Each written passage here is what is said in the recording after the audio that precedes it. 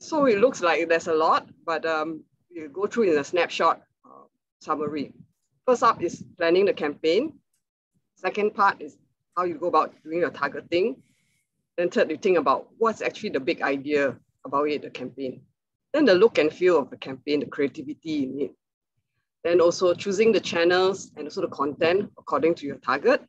The budgeting, how you go about putting a budget where that is possible.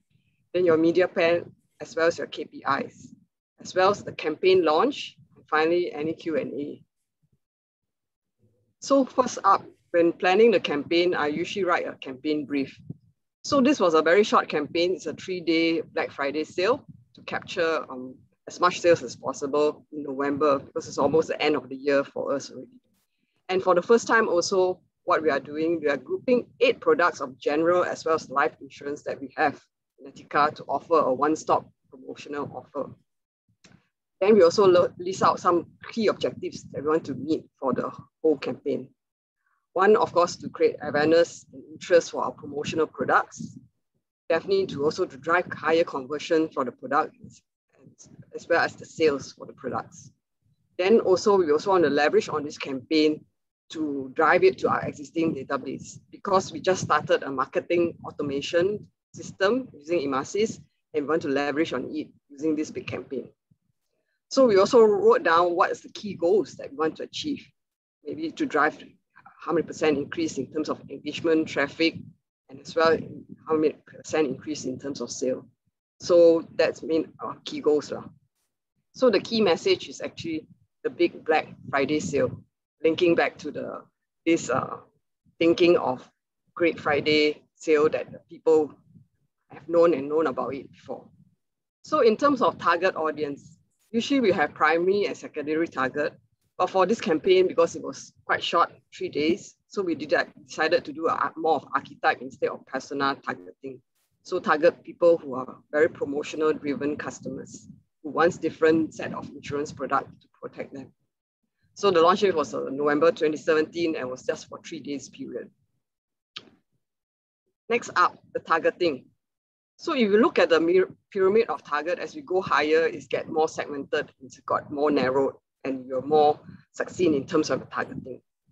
So usually last time people when do targeting is more on the segment, but for this Black Friday, I actually do a more archetype targeting. Segment, of course, is the most low level of targeting, where you target people more from the demographic in terms of age, the income, and geographic location. So the grouping is much more generic. It's like whether millennials, fashion interests, and so on. So you can't know about the psyche of the customer, whether they have challenges, pain points, or opportunities that you can target them. So for this Black Friday promotion that I have, I did it for archetypes. So we've target more of the promotional hunters. Okay, under archetypes, we know what they are motivated to be, because they want to have promotion products. They want to have to save more, and they want to find a good deal that they feel good in. So this was the archetypes. So let's say if you are looking for your own customer to target and you're not too sure how to group and segment, you can do a bit of interview between 8 to at least 24 customers. And from there, after you interview a few customers, you can see what the themes are emerging, and then you can group them into different archetypes. At the top of it is personas, where most marketeers will talk about personas and so on. So persona, you need to be very succinct and precise in terms of your persona. There's always like a photo, how the person look like, the name, the job title, the living situation, and the behavior of the person, where you know very succinctly what are the goals and targets of the person, their needs, as well as pain points. So the more targeted you are in your targeting, then you can cater your content and messaging to that right person, and then your conversion or your return is much, much higher. So I share with you 2.1 and example 1 and 2 of 2 different personas. One is actually like a young lady persona in the 20s. What is actually her goals, her frustration, what does she need, the interests and hobbies, and what are primary social media channels and content that she likes to engage with. When you go very detailed in terms of your personas, then you can know what kind of social media channels, what kind of content that you can do to target them. Next up, another example of persona, say Lillian Yeoh is 30s. She's married with no children. She also has a goals and frustration, which is very different from persona 1. Then her interests and hobbies, where she are in the social media channels, who does she follow, influencers and so on. It's very much different from persona 1, as well as the content and enrichment. So this is how you narrow it down if you want to target in terms of persona. Then what is the big idea? So when you're running a campaign, you have to think, what's the key message, the big idea that you want to tell to the customer? So I would suggest you keep it to 3 main points to make it easier for the customer to understand. So as this is a 3-day short burst of promotion, so we focus more on the promotional deals, very fantastic deals just for 3 days. Then also the focus also is on protection, because it's insurance protection for different needs for different customers. And we have 8 products to offer. And finally, also we talk about brand. We want to raise the brand awareness. Because previously there were 4 of us in the team, and each of us were doing more of product marketing, pushing products, like I was doing home as well as made insurance, pushing to the right customer. But here we are leveraging everything, all products together on a promotional offer, offering protection for different customers' needs, and also leveraging on it to have a holistic offering, first time for all the products under the Etika brand. Next up, the look for the campaign. So we want to give cost savings for the customer, as well as protection for all kinds of customers, whether it's single, family, and so on. But the main motivation, of course, is to cost saving. They want promotional offers. And during that period also, Star Wars was very, very hot during the period it was going to launch. And because Star Wars and Galaxy, and it looks gigantic, it looks strong, so it links very well with the Black Friday theme. So we decided to transact on the Black Friday theme. And so about using a spaceship, it looks big, gigantic, and that was that feel and look that we wanted to portray for our promotional teams. At the end of it, this was what we have.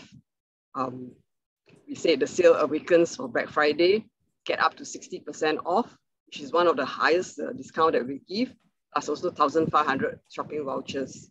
And clearly stated, it's just 3 short days. And also our brand is very clearly displayed out. And also people during that period also can see that, wow, there's that Star Wars, and it kind of attract people, per se.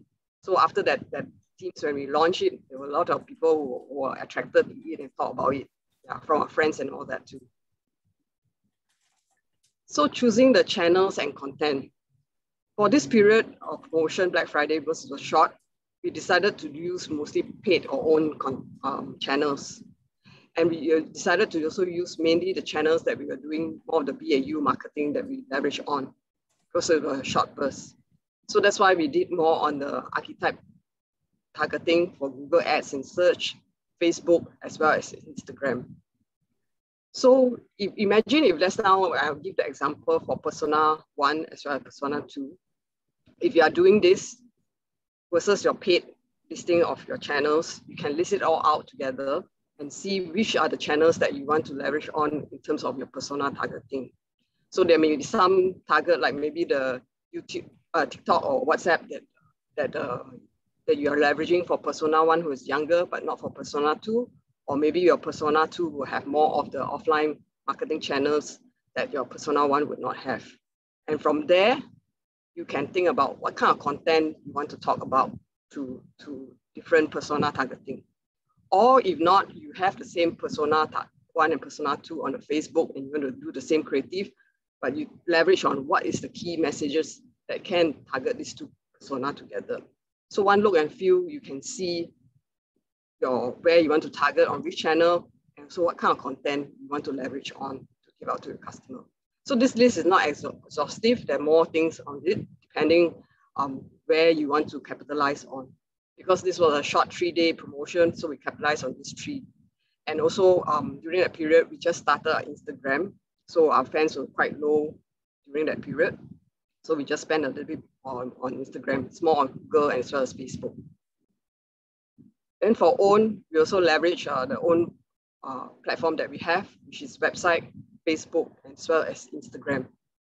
We actually have a YouTube channel, but because it's very short and we didn't do any video ads per se, so we didn't use YouTube much. So we just do more of the promotional targeting of the archetype of people who wants promotional.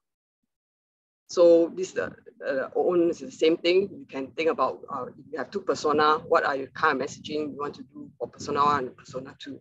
Because some website you can do targeting, like if the customer coming into your website is of the younger or different, then you target them with different ads versus the another different persona coming to your website. Then one very important channels that I use even last time until now is the email marketing. So though a lot of people say that email may be cluttered and all that, but it has worked well in my previous insurance company, because we are leveraging on the own database and nurture it and grow it. So during this period, we actually started a marketing automation using the Kpis system. So we just started like once or twice a month. We send out email marketing to selected customers based on their interests and also based on the products that we have. So this was the first time that we gave a very targeted email where it landed on our own promotion page for this campaign, one promotion page, and all the products are displayed over there with all the discount available. So the uplift from that email was very good. So at the end of the day, which do you choose? Channels that you choose depends on which give you the best potential ROI based on your target as well as your objectives. So you have to look at it holistically. Next up is the budgeting. So as you can see, the budget that I put in for this promotion is mostly on Google Ads and search, because that was the one that worked mostly for us. Then a bit of Facebook, Instagram, and then some things are more for the creative email as well as the website. Because it's short bursts, we use more static ads versus video ads. Yeah, because if it's a longer tail promotion, we may change to other ads and so on. And also we did some creatives like before the promotion and during the promotion that we changed the creatives because there's pre-publicity and during the promotion itself also. So think about it also, if you have good budget to play with and all that, other social media channels, even offline channels, and also others creative one like the metaverse, gaming, and all these channels that are up and coming onwards during this time. And to share a little bit, sidetrack a bit, though I'm selling insurance online and directly online, we also use offline channel. For example, I was managing home insurance, and we also were targeting HDB customer. So I also use the Singapore Post mailers to target the selected HDB dwellers in selected part of Singapore.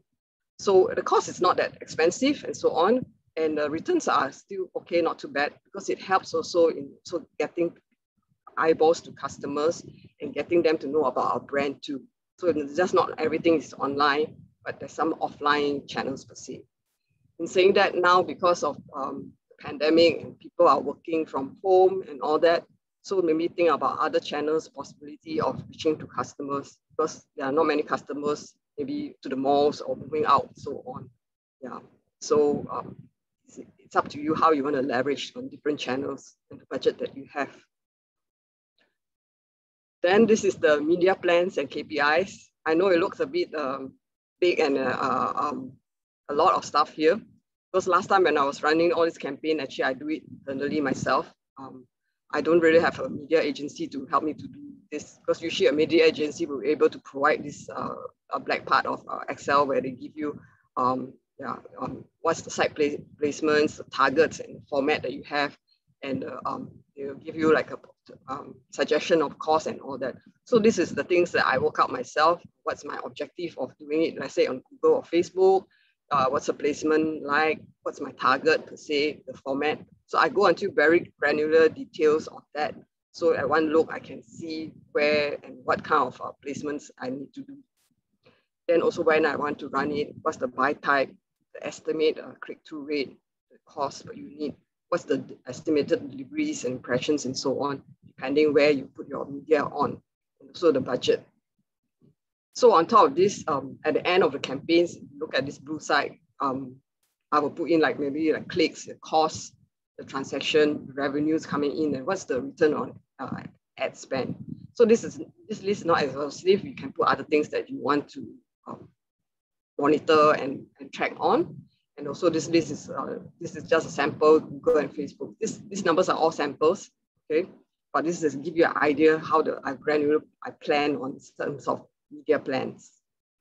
So this one, you can look, see what's your planning like, and then also track on what's your post campaign like and see where you are versus the other campaigns. And then you can leverage on the results of this campaign for other campaigns per se. And also see whether your estimation that you do for each campaign is really on track or not. Finally, this was the launch of the campaign. As you can see, the look and feel is the same throughout all sizes of banners. So this is the banner that we have in the website, the mobile site.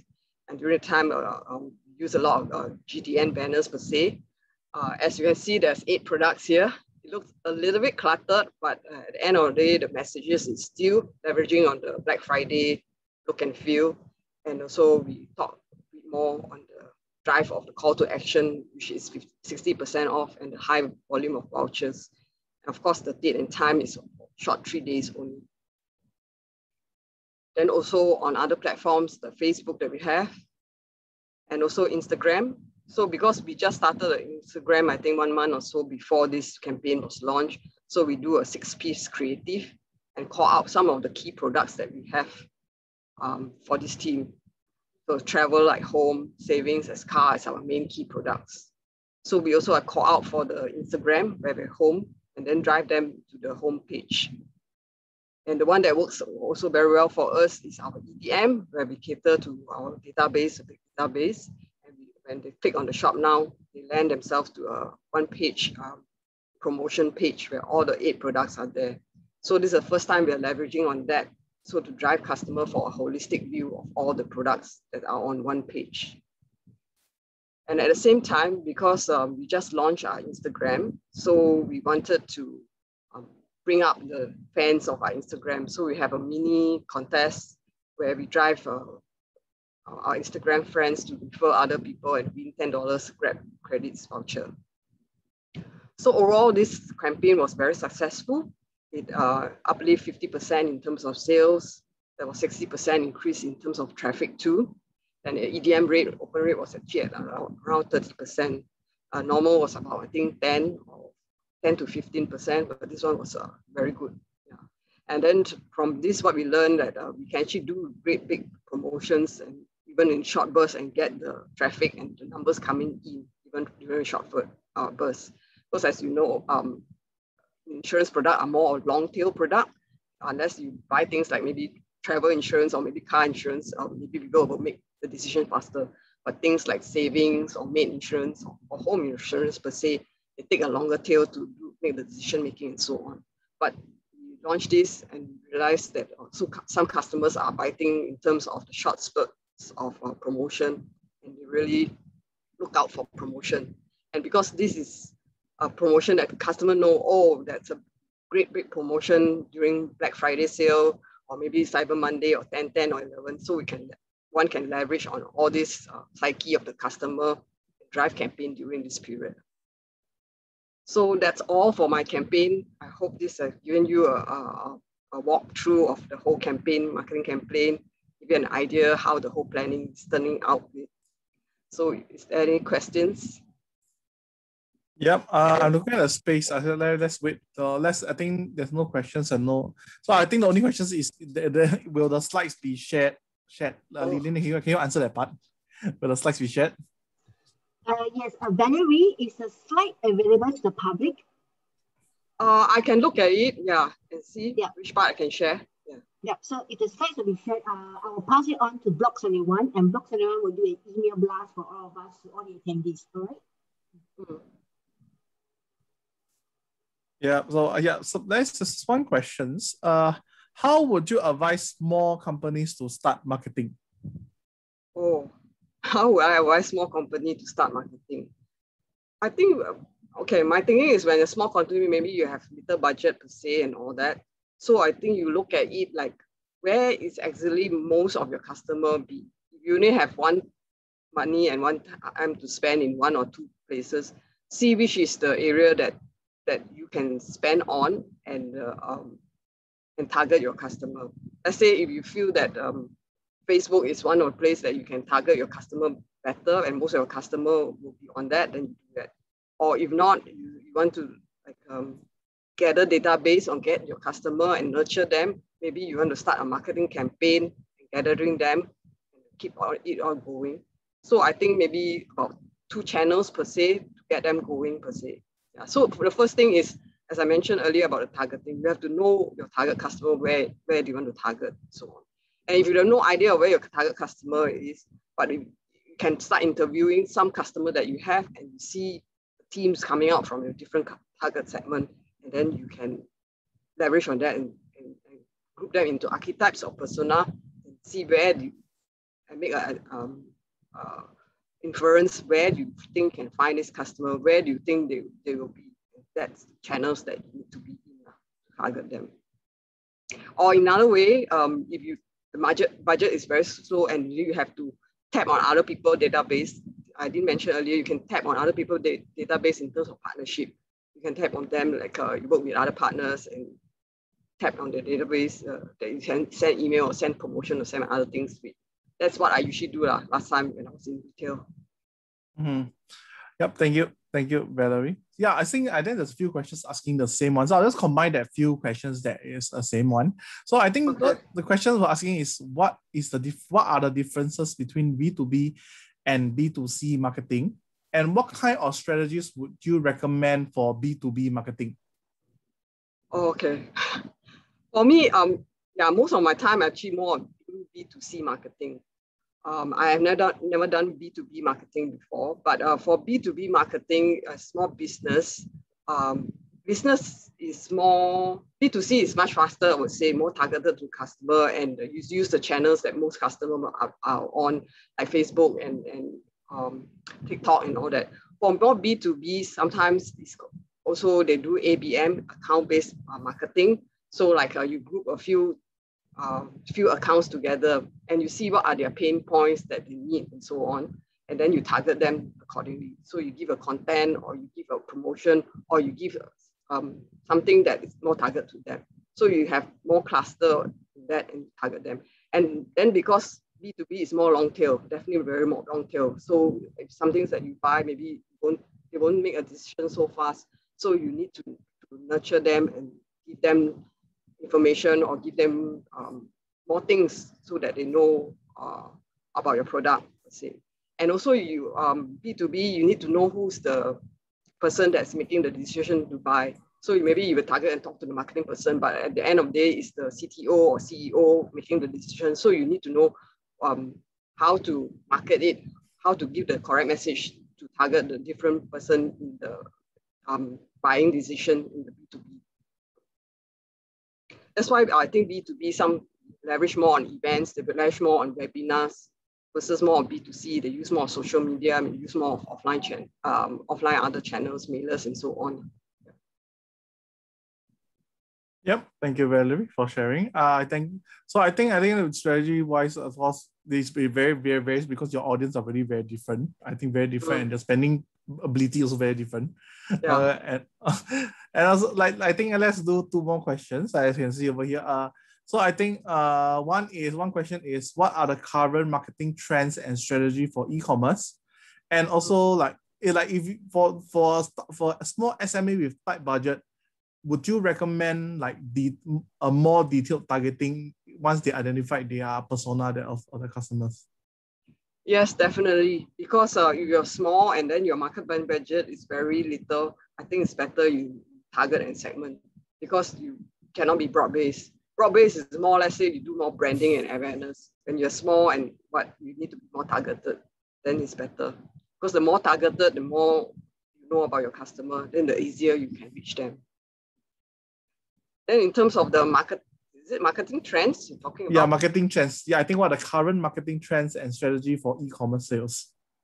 Wow, marketing trends currently for e-commerce sales.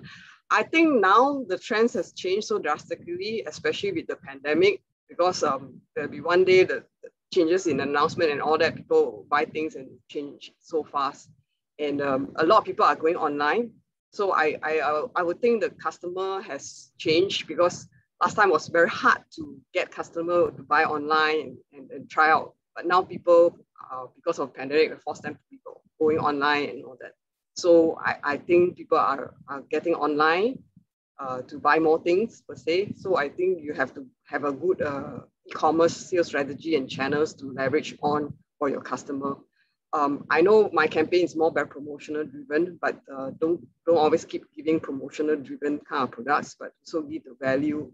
Your product is more of a value products. Yeah, because mine is B2C, and sometimes we do a lot of campaigns and discount per se, but we also want to talk about the value of a product. And we want to cross-sell and upsell to other customers also looking for product, especially tap onto the customer that you have, the loyal customer you have. That's why I was talking about, marketing. Tap on the customer that you have, and then you upsell them with other products, you nurture them, upsell them with other products. In building that relationship with the customer is very important. All right. Okay. So yeah. So I saw a few questions, but let me choose one more questions. Okay. Unfortunately, I know a lot of people want to know about this and about this. I think so. I combined two questions. So I think one of the questions mentioned in the chat also is that, like, you mentioned that you guys have started on Instagram.